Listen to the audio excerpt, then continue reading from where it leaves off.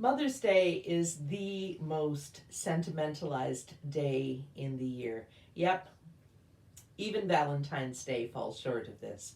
We all trot out to find the appropriate card for our mother if she is still living, something deeply heartfelt or funny and a little bashful about what a handful you were when you were growing up, or something carefully neutral. Or if your mom is no longer living, you might take flowers to a grave or post on social media pictures of that mom still very much missed. Or if we are a mom, we may be asked what we really, really want for Mother's Day this year. But that's another whole sermon for another day. Mothers, we all had them. Some were great, some were awful, and some just did the very best they could with what they had at hand. Some of us adored our moms. We're proud to be their kids, and we try to live in a way to make them proud of us too. Some of us endured our moms. Some even found other people to mother them when they needed it. Some hardly remember their moms, maybe gone far too soon, only a faded picture or a scent to remind us of them. But whether your mom was good, bad, or indifferent, it's true that our moms have a way of shaping us. I've often preached on how 1 Corinthians 13 is not about romantic love, although it works for that too. Like they say, if the shoe fits, wear it. But the Apostle Paul intended that it would be a tribute to love at its very, very best. Love God style. We can absolutely say God's love is patient and kind, slow to anger, keeps no record of our wrongs. That's the kind of love that we desperately need, right? But I've never before thought about this passage as an instruction on how to mother. And I'd like to explore that with you today. Now, don't get me wrong, this is not just for the ladies or for the ladies who have given birth to children. No, this is for all of us learning what it is to mother someone. What do you think of when you hear that term, mothering? Maybe smothering is your first thought. Someone's so keen to take care of you that their efforts are just too much. Are you cold? I'm cold. Here, take this parka. What, you don't want it? But it's down. I got it on sale at the Bay. Are you hungry? Here, I'll heat up a plate for you, and I've wrapped some pie up for you to take home, as well as the rest of the cake. When I was out at Giant Tiger yesterday, I saw a good sale on underwear and tube socks, so I bought you 3 packs of each. That should do you. Oh, moms. Maybe mothering in an over-the-top way to provide care is kind of smothering. But maybe mothering at its best is to offer care in a gentle and comforting way. A hug when you've had a lousy day. A listening ear when you have an important decision to make. Someone to hold you when you need to cry. It doesn't require giving birth to someone to be able to do those things.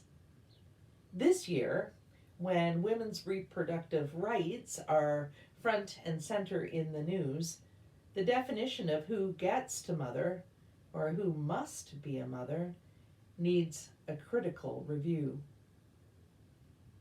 While many may be lucky enough to still have their mom, an excellent mom with them, it's often to the mothers that we choose, that we go to when we need to be cared for and comforted. Now, it might be an older female friend who might have been your friend's mom, or a woman that you look up to. whether or not she has children of her own. When it comes to the fine art of mothering, men can do it too, for women and, incidentally, for each other. It's traditionally outside the male wheelhouse, but it doesn't have to be. In fact, the world would be a better place if men dropped the tough stuff and let their tender hearts show just a little more often. Women who are our aunties, those women who were never themselves birth mothers, can be among the best motherers there are because their care has already proved that it augments and supplements our birth parents' care with a cherished adult friendship. Somebody you could go to who wasn't your mom but could mother you. You'd listen to her sometimes more than you would your own mom. There's nothing quite like an auntie or a gay uncle, just saying. Mothering is a kind of caring that is tender and present and reminds the child, whatever age they might be, that they are loved and cherished. Now, fathering has its own set of gifts, and we'll celebrate those next month. But mothering is a kind of love that feeds your heart and soul and helps you pull yourself together and go on. We all need to be mothered from time to time, no matter how old we are. So, let's take a look at how we can be the best motherers we can be. 1 Corinthians says that you're going to need to be patient and kind. Oh, wow. I'm kind of stopped dead right there. I can be patient and kind at work, but at home, it's so often another case. Okay, patience, kindness, being willing to stop, to really listen to each other, to really see the other's hurt and need and have compassion, not judgment. That kind of love doesn't envy, it doesn't boast, it isn't proud, it does not dishonor others, it's not self-seeking. Okay, I think we can get that, but that's a little tough too. Sometimes it's so easy to slip into judgment, isn't it? And I told you so is right there quick on our lips. And it's hard not to feel hard done by sometimes, isn't it? When you give and you give and you give. Especially if deep down inside you want someone to mother you. Point taken. Be this kind of a mother for others, and then find someone to be that for you. Seriously. The best kind of God-inspired mothering love is not easily angered. It keeps no record of wrongs. This kind of love doesn't delight in evil, but rejoices with the truth. Don't you love it? Those times in your life when you finally spill the beans to someone you think is going to freak out, but then they don't, and they're calm and even curious instead. And better yet, that thing you did years ago never ever gets brought up and used as ammunition against you. How wonderful would that be? Some of us walk around always being reminded of how we are failures, not to be trusted, or are otherwise an embarrassment to our families. Sometimes our stories from our past become how we are perceived and even determine how we think of ourselves. Can you imagine hearing someone say, "Honey, you are all right.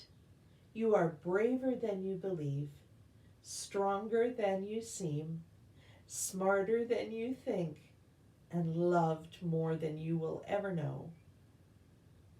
How good would that do your heart? That's good mothering. And ultimately, this passage reminds us that God's kind of mothering love is that it always protects, always trusts, always hopes, and always perseveres. Ever get between a mama bear and her cubs? That's the kind of love that protects. As we care for those who trust us to love them, we need to be ready to do more than just give them a hug. We need to be ready to fight for them, to be their advocate, to have their back. And then, wow, we come to the really big test. Trust. If you've been around the block a time or two as a parent, you might know that trusting your kid, is tested 100 ways in those years. You can wrap them in cotton batting to keep them safe, but in order for them to grow, you need to trust them and let them go. They need to try on new things, maybe succeeding and maybe failing, maybe letting you down. Mothering can feel like an endurance test. You can love and care and provide and nurture and still be mad with a teenager who says that they hate you. Don't feel bad. I expect God feels that way about us sometimes too, when we give God the pushback. After all God has done for us. But like God, you keep on loving. And some fine day, your kid just might say that you were right. Maybe. Not always. But you keep hoping. We might be wise enough to know that those we love may break our hearts. That they may not repay us with kindness and love. But that doesn't mean that we shouldn't keep hoping for them, keep praying for them, always believing the best in them and for them. We all need people in our lives who do that for us. People who love us as we are, certainly, but also those who see the potential in us and encourage us to keep growing, to keep reaching, to keep becoming all that God made us to be. It doesn't matter if you're 20 or 60 or 80, you need someone to hold you accountable because they love you and they just won't let you get away with stuff. That's good mothering right there. And we can do it for each other. We should do it for each other. Because when life gets tough and we get banged up or discouraged or washed up, we need a mothering kind of love to set our feet back under us and love us back into being. The final word is that love never fails. A mothering kind of love endures forever. When we were little kids, we understood a mom's love or absence of love in one particular way. It was how we experienced it ourselves with our own mom.